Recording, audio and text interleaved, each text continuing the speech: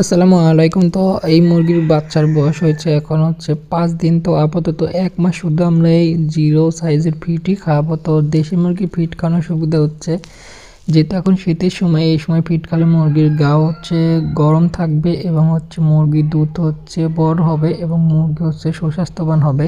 এক্ষেত্রে যদি আমরা এই শীতের সময় অন্যান্য খাবার দিই সেই তুলনায় এখন সেরকমভাবে বড় হবে না, যেহেতু এখন শীতের ভিতরে একটু মুরগি ধীরে ধীরে হচ্ছে বড় হয়। এর জন্য আমরা এখন ফিডই খাওয়াই এবং আমরা ছোট সাইজের যে বাচ্চাগুলো আছে সেগুলোকে আমরা সবসময় ফিডই দিই শুধু, এতে করে মুরগি সুস্থ থাকে। তো আগামী 9 দিন বয়স পূর্ণ হলে ওদের আমরা প্রথম রানীক্ষেতের ভ্যাকসিনটা দেবো আর দ্বিতীয় ভ্যাকসিনটা দেবো আবার 21 দিন বয়সে।